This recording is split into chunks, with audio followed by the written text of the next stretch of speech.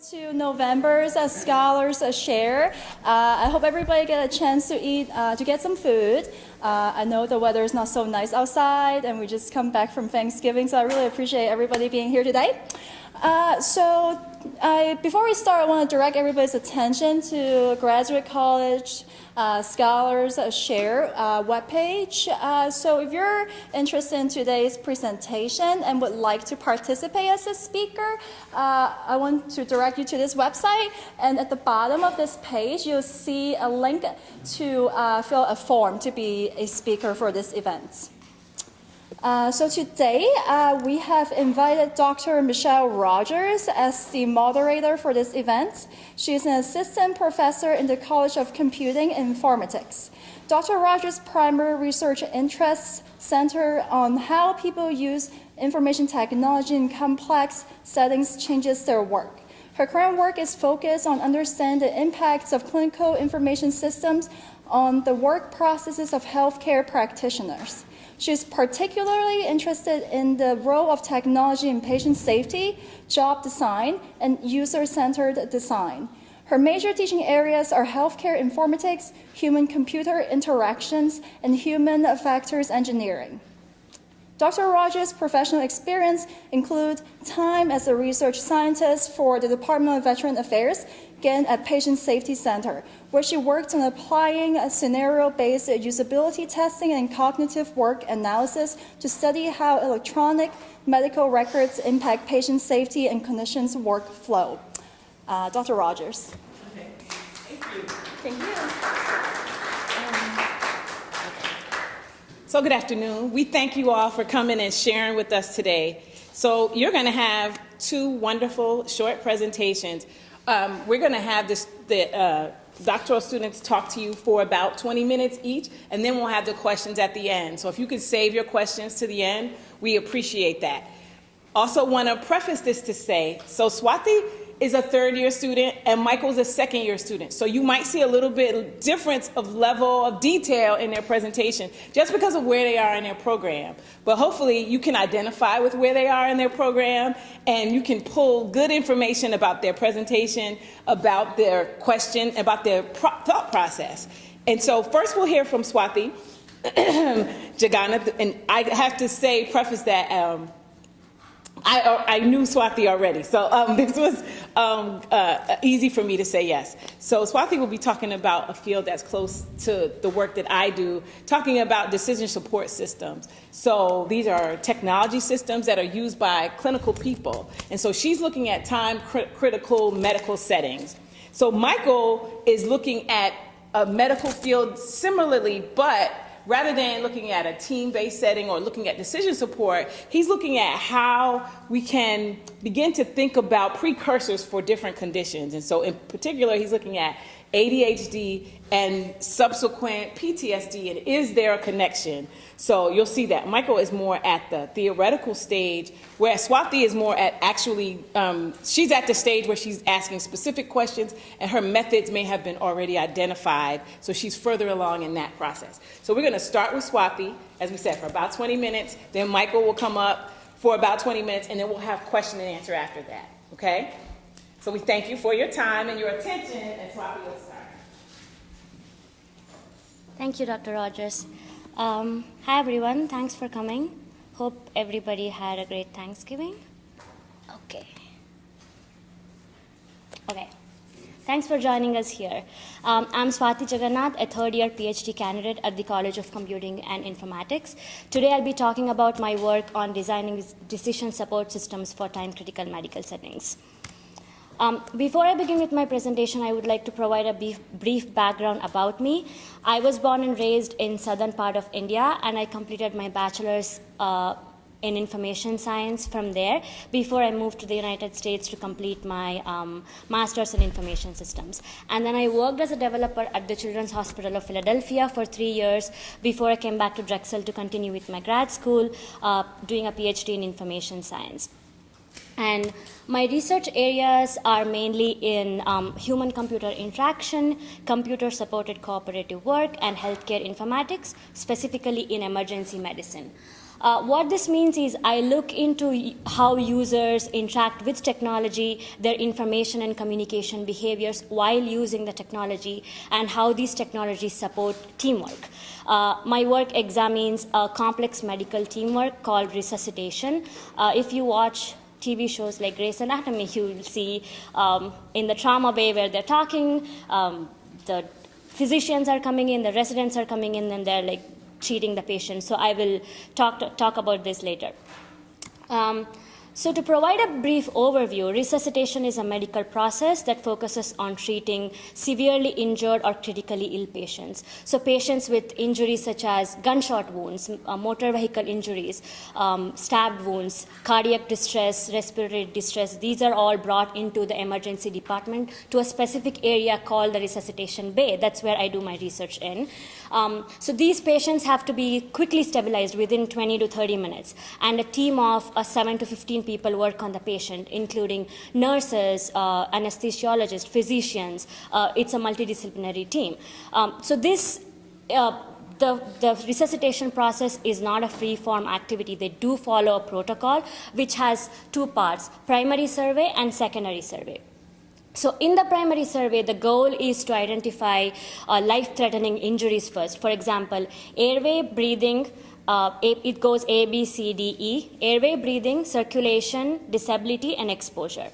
And once all those major physiological systems are stabilized, they go, the team evaluates if there are any other injuries, like head examination. They perform a complete detailed head-to-toe evaluation, right? So they do perform head examination, abdomen examination, pelvis examination, and things like that. And then, so after the process is complete, the patient is stabilized, and the next steps are taken. So even though there are protocols, even though the teams follow these protocols, errors and process deviations are still observed, even among the most experienced teams. Even the slightest errors in these error-prone situations may lead to poor patient outcomes, sometimes even fatalities. So that's where our research comes in. So the goal of our research is to support this medical teamwork, support this complex medical teamwork by designing and developing decision support systems to alert these teams to errors and process deviations in real time, and allow them to do their job well. And also to improve team situational awareness and temporal awareness, and that means to let them know what's going on, if there are any errors, if there are any process delays in real time, by providing displays or any other decision support systems. So this is where I collect my data from. I work at two different research sites. The first one is the resuscitation bay at the Children's Hospital of Philadelphia in the emergency department. You can see there is a patient bed. There are actually 3 beds. That's a panoramic picture. So the patient bed, that's where the team works. And then there are medical supplies. There is some technology. You can see we have microphones. We have other sensors in the bay that we are collecting data from. And this is the trauma bay at the Children's National Medical Center, Washington, D.C. When I talk about my methods, when I do participant observations, this is where I will be. Mainly at CHOP. I have never been to Children's National Medical Center, but that's where we collect like the speech data from, like the microphone recordings. That's where we collect the data from. So today I'm talking about 2 projects that I'm working on. First one is called Knowledge-Based Activity Recognition and Multimodal Fusion. Second one is Understanding Information and Communication Behaviors During Resuscitation Events. Okay, in the first project, the goal is to develop a decision support system by using multiple modalities. That's the goal of the overall project. My work looks into speech data. Like I said, I get microphone recordings and transcribe the recordings. There is other team members that do it, but I use the transcripts for data analysis. So we examine the nature of verbal communication among the team members. We look into what they talk about, how they report the progress on the activities, and how they report the results. This is important because you all know speech recognition systems, voice user interfaces like Alexa or Google Home, which could be here, and then they trigger by a catchphrase like, "Hey Alexa, place a call," or "Hey Google, send this message." But the difference between Alexa and the speech recognition system in this environment is there are multiple speakers here and everybody is talking at the same time, and there is no catchphrase. They're just reporting the results and they're just reporting the progress of the activity. So we first need to understand what are the communication patterns, how they talk to each other, and it's that is the and by understanding that, then we can build models and build algorithms based on those parameters, right? So we in this project we look into how team members communicate with each other, what are the keywords that they use, and what are the phrases that they use, how is the communication flow going, and things like that for developing a speech-based automatic activity recognition system. For this project, I do ethnography, like participant observations during the resuscitation. I look at how people talk to each other, like I immerse in the culture of the resuscitation bay. And then I also perform content analysis of the speech transcripts from microphone recordings that we have collected, and I see what are the patterns and those kind of things. To present the results, I presented. Can everybody see that? Maybe not. Okay, anyway, I'm just going to talk about it. So this is a poster that I presented at the Drexel Emerging Grad Conference last year. And I wanted to use this because this provides a snapshot of the results instead of making new slides from those. So thus far we have created, we have found speech patterns, we have found keywords, and we have also built narrative schemas, which is like this flow chart kind of a thing that you can see. So we have found 3 speech patterns. So the first set of activities, they follow specific speech pattern. For example, they use the same phrases, they use the same sentences almost all the time. For example, back examination always starts with, let's do a log roll. The team members are telling each other, let's do a log roll, and then they roll the patient and they palpate the patient's back and they say, does it hurt here? Does it hurt here? And they report the results. Back is stable, or something like that.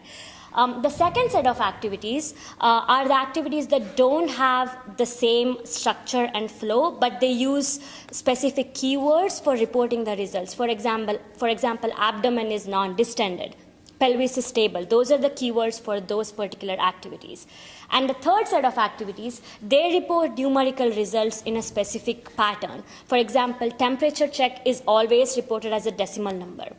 Blood pressure check is always reported with the word over in it, 108/52. So when you hear that number, even if they don't say blood pressure is, the team members know that is the blood pressure value. So that's the pattern that we found. By using that, we have identified keywords before, during, and after the activity performance. I'm not going to go into detail into that because of the time constraints. And then we constructed narrative schemas, which are a standardized flow of the verbal communication. So these blocks, if you cannot see, the blocks are saying, so the first block says requesting to measure blood pressure value. So usually this is an example for the blood pressure check activity, and we have these narrative schemas for all the other activities as well. So the blood pressure check usually starts with some team member requesting to measure the blood pressure value, and the steps, other steps goes like talking to the patient to check the blood pressure, reporting on the progress of the blood pressure, right? And these schemas are all different for different activities, and the future work is to look into similarities and dissimilarities between these schemas. And also, so the future work with the narrative schemas is using those schemas for algorithm development. I work with a team of engineers, designers, other researchers, and also clinicians at the Children's National Medical Center to build these models and how we can use these models in the algorithm development. And also, I'm also working on the combination of all of these is to also design a display for temporal awareness of the team, meaning alerting the teams for any process delays or at what point of the protocol they are in, if there are any delays or if there are any errors or things like that. So that's my first project, speech-based activity recognition. So the second project that I'm working on is understanding information and communication behaviors in the resuscitation bay. This is what I'm doing at CHOP. So during the resuscitation event, a nurse takes on the role of a documenter, and the documenter is responsible for documenting everything down during the resuscitation, right? So if you remember the trauma bay, so there was a table at the end of the patient bed. So that's where the documenter usually they have a paper flow sheet, they have spread it apart, and they write everything down. Because the setting is very time critical and error prone, many EDs don't have electronic flow sheets. They still use paper flow sheets. At CHOP in May 2017, when we began this study, they transitioned to an electronic flow sheet, which is associated with the electronic health record, which was on a computer. So now they moved from the paper flow sheet to the electronic flow sheet on a computer. The computer is movable, but it's not in one, not on one surface, so they have to click and find things. So that's in my results part. But yeah, I'm observing the transition, how the challenges, the barriers, the advantages of all of these when they move from paper flow sheet to electronic flow sheet in this medical setting. And also, just to give an idea of how difficult the task of a nurse documenter is, they have to be listening to everybody in the room, because everyone is talking at the same time. And also they have to observe all the information sources. There is a vital signs monitor, there is an X-ray image thing. So they have to be constantly listening, all eyes and ears, they have to be documenting everything. They cannot miss any part of the resuscitation at all. In 20 to 30 minutes, they have to document everything. So for the data collection of this project, I do ethnographic observations again. So I'm in the resuscitation bay when the resuscitations are happening, looking at them, how they document. I actually shadow the nurse documenter. So they're here, I'm standing here looking at what they're writing. Sometimes it's very difficult because we have difficult cases coming in. And then also I review the videos, because if I'm not there at some time, at some point, they have recorded videos, so I review the videos for looking into the information behaviors. And then I conduct semi-structured interviews with the resuscitation members. I just ask them questions about what their barriers were, what the challenges were, things like that. And also, after the resuscitation is complete, I look into the electronic health records and perform a log analysis of comparing when they documented versus when the activity was completed, like the temporality of the documentation. On the results, I presented a poster at the Grace Hopper Celebration of Women in Computing, and then I want to highlight, I hope this is more readable than the other one. So the main results that we found from, these are all like we are still continuing the work, but these are the results so far. So the main results that we found were the electronic flow sheet has major advantages regarding the access, because the nurses didn't have to carry paper flow sheets anymore. The electronic flow sheet is accessible anywhere in the hospital. And then it also provided a timeline, because all the events are automatically time-stamped. The nurses did not have to write the timestamp anymore, right? And then also the electronic flow sheet gets the pulls in information from multiple sources, such as vital signs monitor. But then these were also the challenges with the electronic flow sheet, because there were delays in the auto population. And also, like I said, the navigation was complex, because the flow sheet transferred from, it did not have an at-a-glance view, so they have to click and find things on the electronic flow sheet, which was a little difficult for them. So we came up with some design recommendations. So having an auto population notification, because during the interviews, the nurse documenter said they don't know how the auto population feature works. So having an auto population notification on the electronic health record would allow them to just click on it and validate the results, right, from wherever the information is coming from. And then having an on-screen timer, because the nurse documenter also acts as a timekeeper. They tell the team when the next medication is up, when the next test is up. So they say, hey, epinephrine has to be given now. So the on-screen timer would help with that. So the find bar helps with reducing the clicking and finding things. So it could just function as a control find, command find. They can look for airway and then they can go and document in that. So the future work with this is to investigate the other documentation aspects such as temporality, impact on team communication, and also error rates and effects on patient outcomes. I'll just quickly go over another poster that I presented at the CSCW conference in November. Because I talked about all those challenges, we found that even when the nurses were using the electronic flow sheet, as soon as they faced some challenge, they found a paper towel. If you can see in that image, they found a paper towel or they found a scrap paper. They just start noting down things. So the problem with that is, first, the reasons why they were using those papers were because of the navigational issues, because they couldn't find things on the electronic flow sheet, and because of rigid system workflow requirements. For example, there is no time to get a pharmacy approval during the resuscitation to administer a medication. They're not going to do that. So they just wrote that down on paper.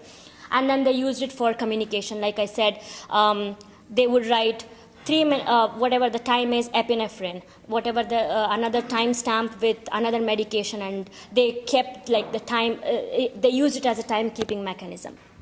And the challenges with this is, if they wrote it on a scrap paper, they have to go back and document. It's called back charting. They have to go back and document on the electronic flow sheet. Sometimes, if they don't write with the timestamp, they just guess the time, which is causing inaccuracies in the patient record. And if they don't back chart at all, it is causing gaps in the patient record, and it's errors and gaps in the patient record.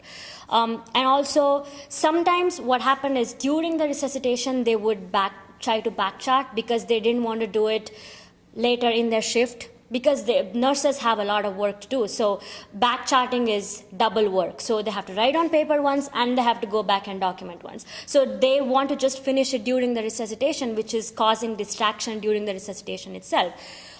So the future work, it's in the same project. The future work is to investigate this paper use and how it is affecting team communication and error rates and completion rates, and all of those things. And also by understanding these things, we aim to redesign the electronic health record to support real-time documentation. So in conclusion, the aim of my work is to design and develop decision support systems in time-critical medical settings to communicate errors and process delays during the resuscitation events. To do this, I'm working on leveraging multiple sensors, mainly microphone recordings, that is verbal communication, and also information that is documented on the EHR so that we can display it to improve the temporal awareness and situational awareness of the team. Thank you for your time. I think we are taking questions later.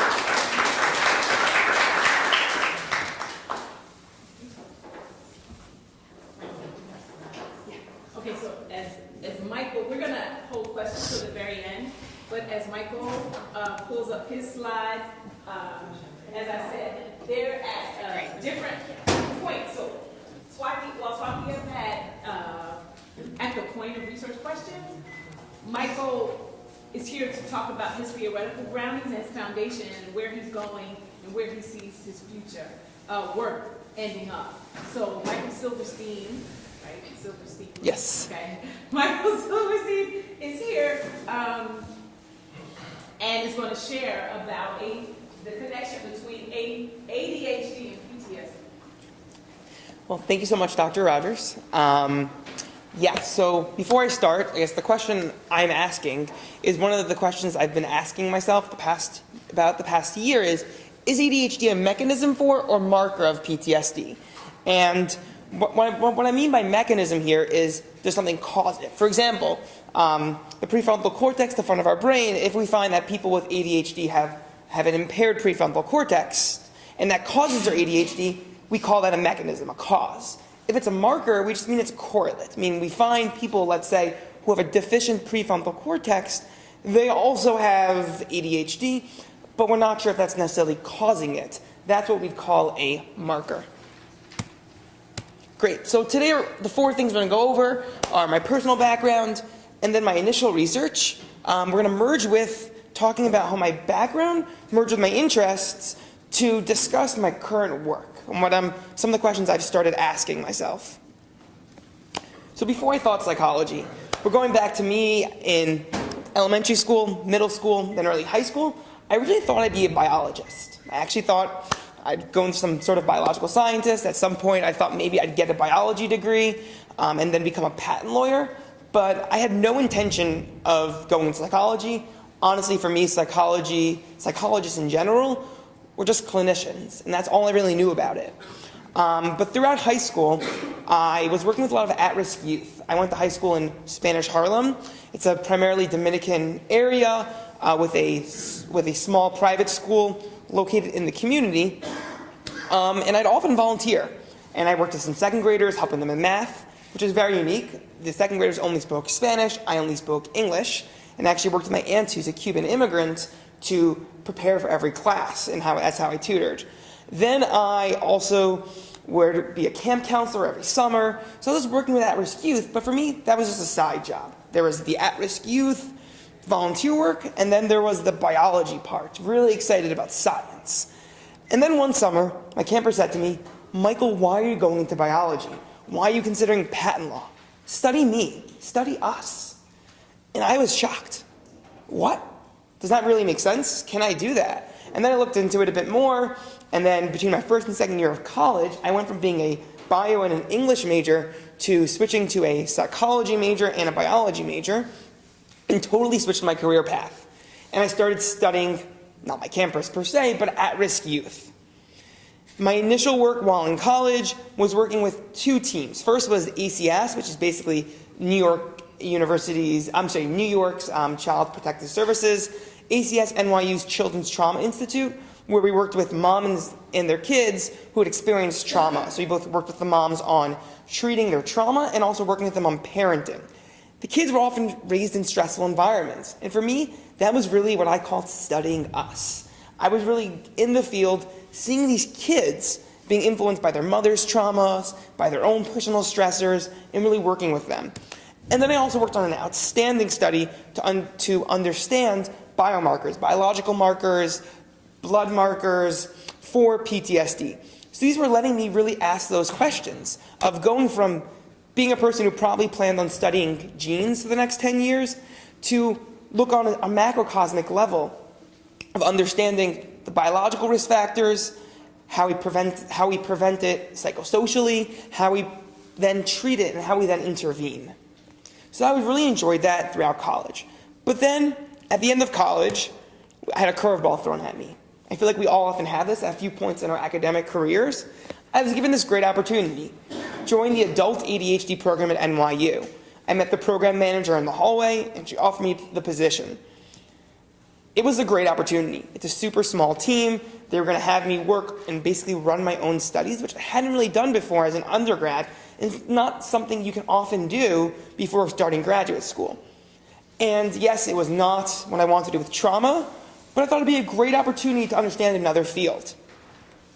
And I actually worked on advancing the World Health Organization's adult ADHD screener, which everyone is welcome to Google. It will appear probably top 5 on your phone on Google search, is we helped validate that for DSM-5, which is the new psychology diagnostic manual.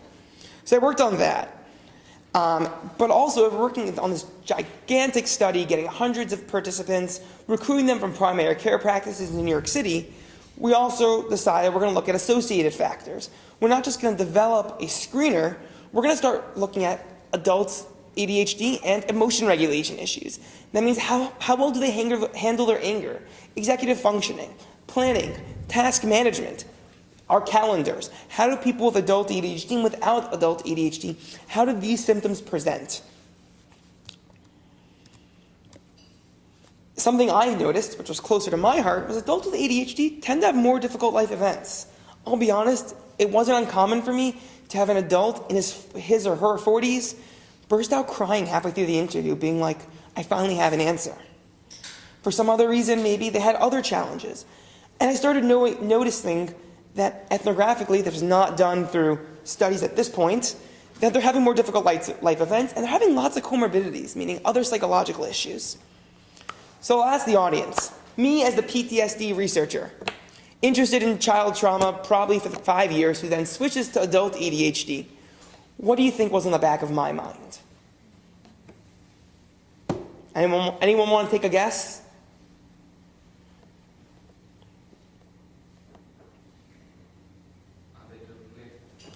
Exactly. Ding, ding, ding. Is anyone? So not only are they two related? That was a whole different question. Is anyone studying ADHD and PTSD? And if not, why not? So I started wondering this intersection between ADHD and PTSD. Do they exist? So I would start talking to clinicians in the hallways, the ADHD team with whom I worked, the PTSD team with who I used to work and was really friendly with, and the PTSD team would say, we often see relationships between ADHD and PTSD, but there's not much evidence to tell me what to do or why they're related. So then, being the person interested in science, I started wondering, maybe they're related. ADHD prevalence rates between 5 and 7%, PTSD 3%. Both pretty prevalent. It means you're going to have a few million people in the United States who have both disorders. The symptoms seem related. ADHD has inattention. ADHD has hyperarousal. Is that similar to the hyperarousal you see in PTSD? There's associations with ADHD. Moodiness. Is moodiness something you'd see with like PTSD? We often think about the moody soldier post-trauma.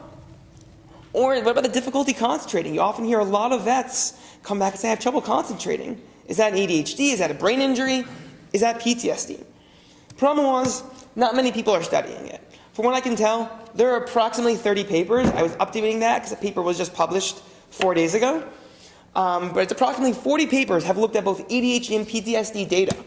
Of those, only 9 have looked at symptom correlations. And for those of us who study statistics, looking at something within the correlations not only just understands is there a relationship, what's the magnitude, what's the strength, and allows us to control for better factors. Next thing is substance correlations. Some people with ADHD have a really hard time focusing. Some people with ADHD are really hyperactive, really fidgety. What about those two things? Often those things weren't really examined closely. And then clinical ratings. Not just having someone self-report their PTSD symptoms or someone self-report their ADHD symptoms. I have one study that used both gold standard ratings of both ADHD and PTSD. And for my own personal interests, executive functioning, that means prefrontal cortex processes. Only one study looked at ADHD, executive functioning, inattention, basically the whole gamut of aspects you should look at the same time to allow us to control and better understand the whys and the whats. So this is what I was seeing. So fast forward, I'm now a grad student in Drexel, working under the mentorship of Brian Daly. Thank you so much for coming today. And my broad interests are at-risk youth. I'm returning to my original questions. My camper said to me, study us. But specifically, I'm looking at pediatric PTSD, which is basically PTSD experiences for children. We know approximately 2/3 of adolescents experience a traumatic event, a potentially traumatic event, meaning it could be a car accident, it could be sexual abuse. Honestly, most are going to turn out fine. You look at rates of PTSD after a traumatic event, it's less than 50%. If you look at even for the most severe car accidents, etc., in the long term, most people turn out fine. And honestly, most people are just going to deal with it on their own. Not everyone needs psychotherapy. Not everyone needs intervention. And when we talk about at-risk youth, even youth in some of the worst neighborhoods, most are going to turn out fine. How do we predict and identify who are going to be the few with psychopathology? And I say the few not to minimize that, but to remind us, a lot of people are resilient. A lot of people are able to process, but some aren't. From a feasibility perspective, from a practical perspective, how can we determine who will be those few with negative outcomes? So returning to my question, I said, great. What does it mean ADHD is a predictor for PTSD? Research has found ADHD is a predictor for PTSD. You already saw the number of studies. Very few studies looked at symptom correlations. Very few studies have used gold standard clinical ratings. So these numbers about approximate 2 times relative risk for ADHD, what does that mean? So what does that tell us about ADHD and PTSD? So I keep wondering why. And that's an example of the type of question I'm asking of how can we better predict who's going to have the negative outcomes long term? What we know and what we don't know. Research finds those with ADHD have an increased risk for experiencing a potentially traumatic event. Think about it. Someone who has more attention, he's driving, he sees a beautiful poster on the highway, he gets slightly distracted, more likely to have a car accident. There is some research those with ADHD are actually more likely to experience childhood sexual abuse. For another example of risk factors, youth with ADHD have higher comorbidities. Have higher rates of PTSD, higher rates of anxiety, depression, etc. And there's some literature suggesting ADHD and PTSD have some shared neuropsychological impairments. But as I said, only one study actually looked at those together, and that was in an adult sample. But what do we not know? The thing I like to ask, is ADHD a marker or is it a correlate? We talk about better predicting. Are we just going to identify another correlate of ADHD, another correlate of PTSD? Or are we going to use ADHD to identify a marker? Are there mechanisms that ADHD causes PTSD?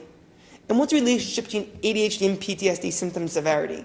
Maybe there's some sort of threshold. If you have ADHD, you have this higher likelihood of PTSD. Or something about the nature of the ADHD, how severe it is, does it predict PTSD severity? So this resulted in these questions and my wanting to know, are these mechanisms for ADHD? Are these mechanisms for PTSD?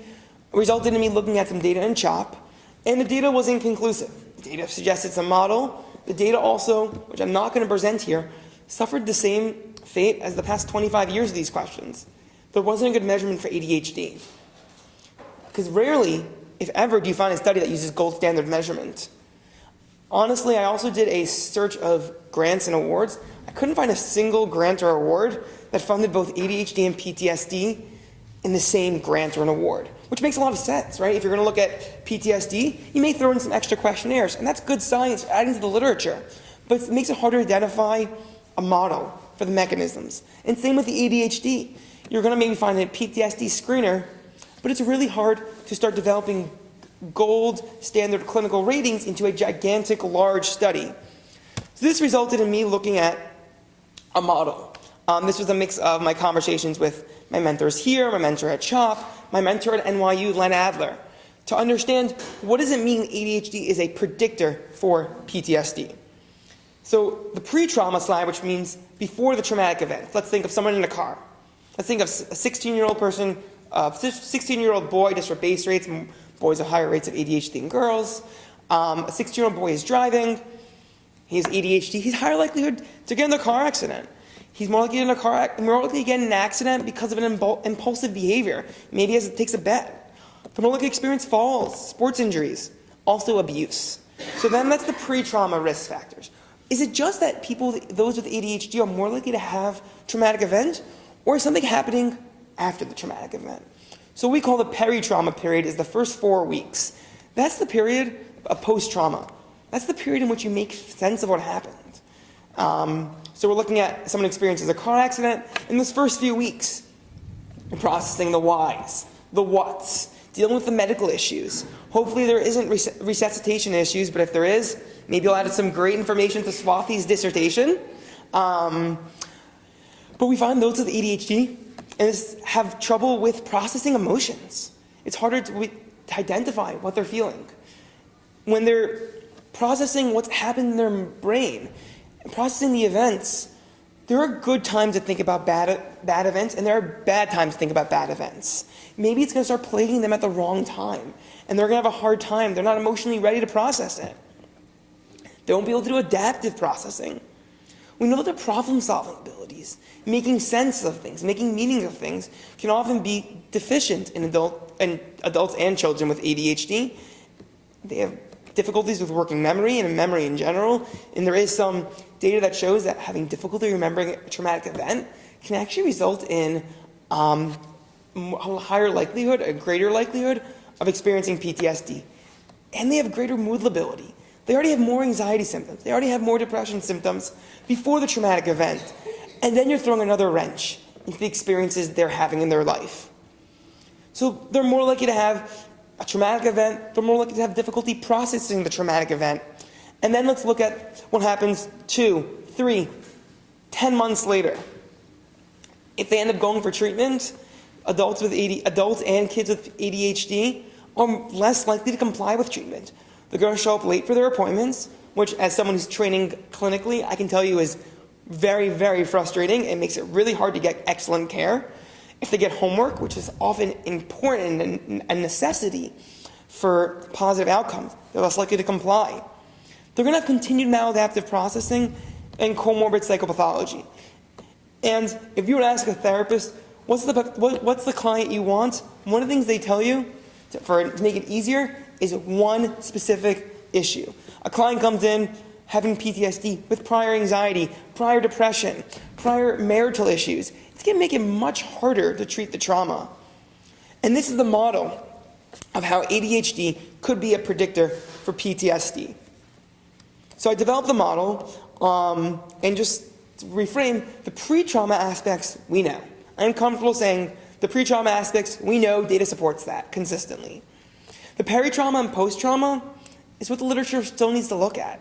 The literature needs to start testing by using gold standard measurements in heavily controlled studies, whether it's in EDs, whether it's community samples, but start testing specific aspects of this model to go back and say, wow, this model not only is sound theoretically, it's sound scientifically through multiple studies. So next steps. Develop a theory paper, which is something we've just started doing, is writing up this model. Because to have it something that the scientific community is willing to consider that we want to start testing, we want validity for the model, for the fact that we say there's things we know and things we don't know. Start testing mechanisms, small studies. This is not a 1-year project, this is not a 5-year project. This is something that needs to be tested in multiple ways, using the advanced study techniques we use in ADHD, the advanced techniques we use in PTSD, to synthesize those two. And lastly, discuss with people in the field. Hold events like this, whether it's Scholar Share, whether it's at a PTSD conference, an ADHD conference, a clinical conference, or getting coffee at Starbucks and you see up someone. Talking to them about this model, because this model for me was developed just through conversations and asking, does this exist? And finding the right people who I can discuss this with and support. So thank you everyone for being here today. I want to specifically thank my primary mentor, Brian Daly at Drexel, my secondary mentor, Nancy Casson-Adams at CHOP, and Len Adler, who I've worked with for approximately 4+ years down at NYU. It's been a pleasure to present to everyone, and I guess now it's Dr. Rogers' time.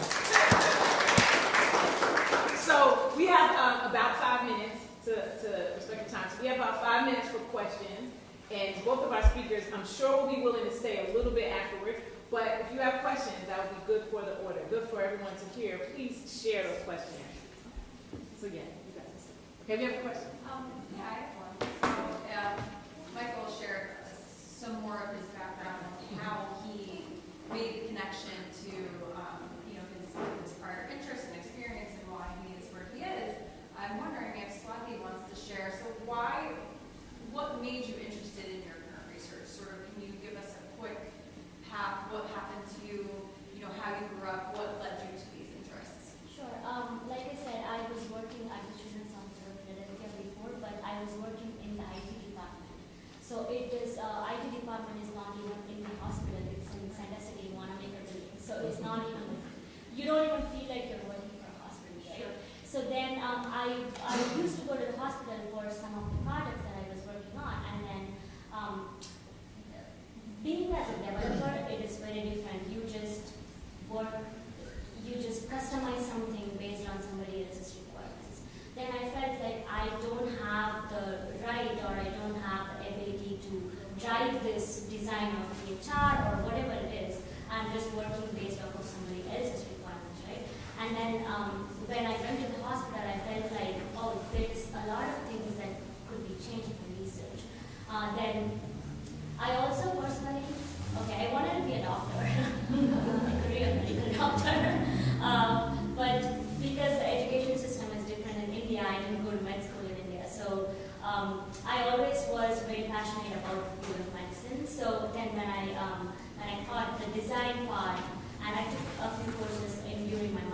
well in HCI. So the design part and the HCI part and the medicine part. I looked at Dr. Sarswick's research, which was at the intersection of both, which was really interesting. Yeah. Someone else? Coffee, that human-computer interaction, everything, ideally it should be intuitive, okay, that nobody should be looking at manuals or doing anything. You mentioned how there are keywords, blood pressure, over. How many members are on a team normally when you see them in emergency rooms? 4, 5, 6, 7 in that group, or how many is normally? So it depends on the patient's severity and acuity of the case. It's usually 7 to 15 people with different specialties. And The reason I say that is that you do something like dragon naturally speaking, and you will teach the nuances of your particular dialect. If they would have those 18 members say those key words to dragon naturally speaking, and then those keywords would trigger on the screen to the person who's trying to keep tab of that time that they hear the blah, blah, blah over, automatically the screen would be blood pressure entry coming in, and certain things would come up. And that makes it super easy, and that's hard to do. It is very hard to do. So even when we're collecting the microphone recordings, the quality of the audio is very poor because we have overlapping speech and we have missing speech. If the keywords, we cannot completely rely on the keywords because if the keywords are missing from the microphone recordings, then we cannot use the data. And you only have some like microphones in the room too, so depending upon where they're looking and all that stuff, very difficult. So the goal is to combine these with other modalities as well. Like we are working on computer vision, video, and how people are moving in the room and all of those things. Question for Michael. So question for Michael. I have a question about how do you know that ADHD is a predictor for PTSD and not vice versa? How was you able to, in your research design, how are you planning to tease that out? Yeah, so that's a great question. PTSD is a risk factor for ADHD. That is established in the literature. The way you control that is you do a screener. Have they ever experienced a traumatic event? There's called TESI, Traumatic Events Screening Inventory, which is an excellent item. You just go through a bunch of things. You screen them for prior traumatic events. That's also a nice advantage of using kids for this study, is that you can theoretically rule out something from 30 years ago. And lastly, this study should really start with acute injuries. I wouldn't be looking at a complex medical injury or complex medical, like you look at a car accident, a traumatic fall. That's the ways you would control that. Another question, last question. This is for Michael. For traumatic events, are they defined like car crash, fall, or can a car crash be traumatic for one person and not for another person? That's an excellent question. The latter. It's been a debate in the DSM, which is the diagnostic manual, of how we understand a traumatic event. And we've started understanding if a person experiences themselves or witnesses someone having an event in which they believe that their life is at risk or there's risk for severe harm. So the type of event is, if I was going through the full narrative of a car accident in a kid, you would say, oh, and I thought my mommy or daddy would die, which is the issue, or I thought I could get really hurt. It doesn't mean if the kid isn't able to verbalize that, we still count that as a traumatic event, but in a classical way, we would consider it as if someone's thinking, I may have gotten really hurt, my family member may have gotten really hurt. Any last questions? We are out of time. Go ahead. Again, a question for Michael. I know you're looking at paperwork or like procedures that were done. Is there any information you can pull up on, say if there's medication that's been given out? I know we have to worry about HIPAA rules and all that, but if there's a correlation on medication that's been given out later on, or ICD-10 codes that were like pulled in for the same patient, is there a correlation that you can look into or like a dependency? I haven't looked into that formally. It's honestly an excellent place to start. Like using VA records would be an excellent place.